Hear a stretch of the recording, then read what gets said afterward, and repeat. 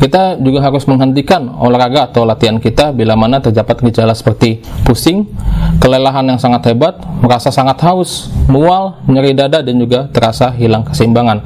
Bila mana ada gejala-gejala ini, segera hentikan kegiatan kita. Bila gejala yang Halo Sport People, saya Dr. Marco Aryono Nainggolan SPKO. Tentunya bulan suci Ramadan ini menjadi suatu bulan yang baik. Namun, bila mana kita berolahraga, tentunya ada beberapa modifikasi yang dapat kita lakukan sehingga kita bisa berolahraga dengan aman dan nyaman. Berikut saya akan bagikan beberapa tips sehingga kita bisa melakukan olahraga dengan baik. Yang pertama, waktu berolahraga saat bulan puasa. Yang pertama, kita bisa lakukan setelah sahur. Keuntungannya bila mana kita lakukan setelah sahur ini, kita bisa energinya lebih banyak, masih belum banyak aktivitas kita lakukan. Namun kerugiannya bisa mana kita banyak berkeringat, jadi ada resiko dehidrasi karena waktu berbuka masih sangat lama.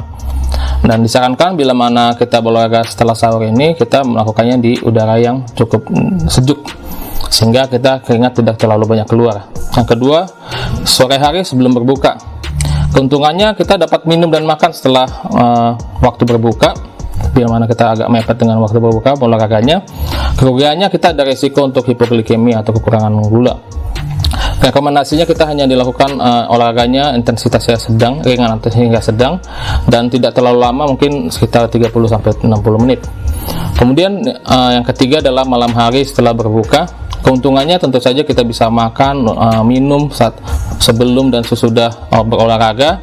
Namun kerugiannya kita tentunya bisa mengganggu waktu tidur kita, sehingga disarankan berolahraganya kita jangan berolahraga 1-2 jam sebelum kita tidur, sehingga tidur kita bisa masih berkualitas.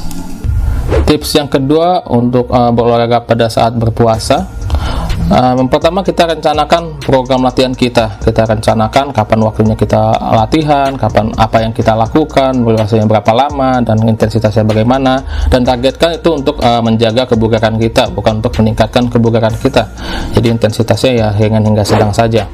Kemudian yang ketiga, tentunya kita harus pilih makanan yang bergizi dan juga kaya energi, dan juga minum minimal 8 gelas per hari dan dibagi pada saat sahur dan juga saat berbuka. Dan tentunya itu disesuaikan dengan kebutuhan cairan kita. Bila mana kita banyak berkeringat, tentunya kita harus banyak minum juga. Kita juga harus menghentikan olahraga atau latihan kita bila mana terdapat gejala seperti pusing, kelelahan yang sangat hebat, merasa sangat haus, mual, nyeri dada, dan juga terasa hilang keseimbangan.